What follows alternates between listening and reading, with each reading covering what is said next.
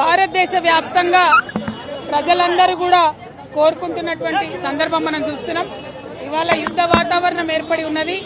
పాకిస్తాన్లో ఉన్నటువంటి 9 ఉగ్రవాద స్థానాలను ఆపరేషన్ సింధూర్ పేరుతోని మనం దిగ్విజయంగా సాధించుకోవడం వీర జవాన్లందరికీ కూడా ఒక స్ఫూర్తినిచ్చే విధంగా, వారి వల్ల మనకు ధైర్యం, వారి వల్ల మనకు రక్షణ, మన వల్ల వారికి మరింత స్ఫూర్తి రావాలని చెప్పి మనస్ఫూర్తిగా కోరుకుంటూ ఇవాళ తెలంగాణ జాగృతి ఆధ్వర్యంలో పెద్ద ఎత్తున ర్యాలీ నిర్వహించడం జరిగింది.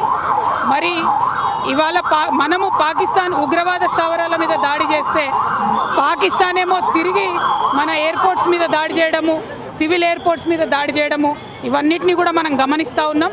వీటన్నిటిని కూడా చూస్తూ మన భారత సైనికులందరికీ కూడా మద్దతుగా సంఘీభావంగా ప్రతి రాష్ట్రంలో ప్రతి చోట కూడా నిజానికి పెద్ద ఎత్తున ర్యాలీలు జరగాలి. నేను తెలంగాణ జాగృతి కార్యకర్తలకు పిలుపునిస్తూ ఉన్నాను. రాష్ట్ర వ్యాప్తంగా కూడా మీరు సంఘీభావంగా సైనికులకు కార్యక్రమం చేయాలి. ఈ సమయంలో దేశంకి తోడుగా మనం కూడా నిలబడాలి.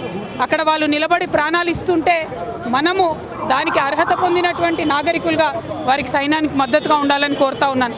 ఎట్ ద సేమ్ టైం ఒక పక్క యుద్ధ వాతావరణం ఉంటే మరి ఇక్కడ మనం మిస్ వరల్డ్ పోటీలు కండక్ట్ చేసుకుంటా ఉన్నాము. నేను మిస్ వరల్డ్ పోటీలను వాయిదా వేయవలసిందిగా ప్రభుత్వాన్ని విజ్ఞప్తి చేస్తూ ఉన్నాను. ఐపీఎల్ని కూడా వాయిదా వేసుకున్నారు. ఎట్లయితే ఐపీఎల్ వాయిదా వేశారో మిస్ వరల్డ్ పోటీలు కూడా వాయిదా వేయాలి. ఎందుకంటే ప్రపంచమంతా కూడా పోటీలన్నీ కూడా ఛానళ్లలో చూస్తూ ఉంటారు. మరి ఒక పక్క భారతదేశంలో యుద్ధం జరుగుతుంటే ఇంకొక పక్క ఈ అందాల పోటీలు పెట్టారని చెప్పేటటువంటి అపవాదు మన రాష్ట్రానికి వస్తుంది. కాబట్టి ఆ అందాల పోటీలను కూడా వాయిదా వేయాలని చెప్పి నేను మనస్ఫూర్తిగా డిమాండ్ చేస్తూ ఉన్నాను.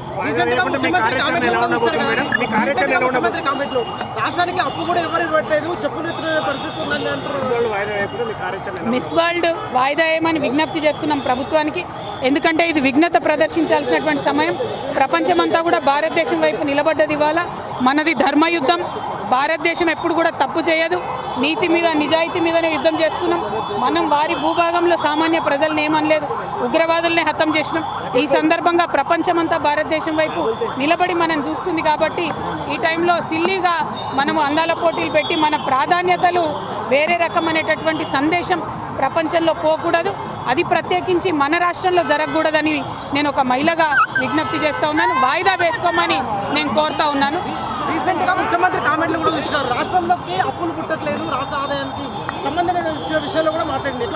అంటే ఒకటే అండి, ముఖ్యమంత్రి గారికి రాష్ట్ర ఆదాయాన్ని కంట్రోల్ చేయడం రాకపోతే వారు ఇచ్చినటువంటి హామీలను ప్రజలకు నెరవేర్చేటటువంటి పరిస్థితి ఆయనకు లేకుండే. ఆయన తప్పుకోవాలి, పదవి నుండి రాజీనామా చేయాలి.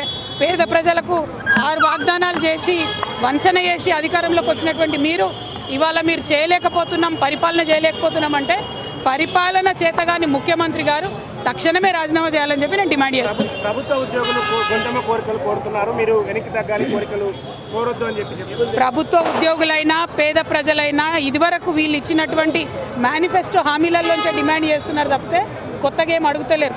వాళ్ళు ఇచ్చినటువంటి మాటలే నెరవేర్చమని ఇవాళ డిమాండ్ చేస్తున్నారు ప్రజలు. ఆ మాటలు నెరవేర్చలేక రాష్ట్రాన్ని గాడిలో పెట్టేటటువంటి పరిపాలన చేతగానటువంటి ప్రభుత్వం కాబట్టి మరి దిగిపోమ్మని వారు మేము డిమాండ్ చేస్తాం. రాష్ట్రానికి ఆదాయం ఎక్కువ ముఖ్యమంత్రి మాట్లాడాడు. మరోసారి కూడా రాష్ట్రానికి ఆదాయం లేదు, అప్పుల పాలైందని మరోసారి. ఈ ముఖ్యమంత్రి ఎప్పుడేం మాట్లాడుతుండే ఎవరికి అర్థమవుతుందే?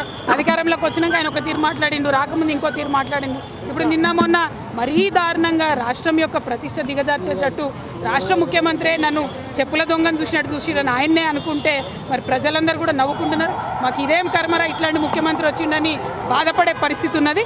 అందుకే మళ్ళొకసారి డిమాండ్ చేస్తున్నాం, మీకు పరిపాలన రాకపోతే, మీరు ఇచ్చినటువంటి మాట నిలబెట్టుకునే పరిస్థితి మీకు లేకపోతే రాష్ట్రం ప్రతిష్ట దిగజార్చకండి, మీరు తక్షణమే రాజీనామా చేయండి. జై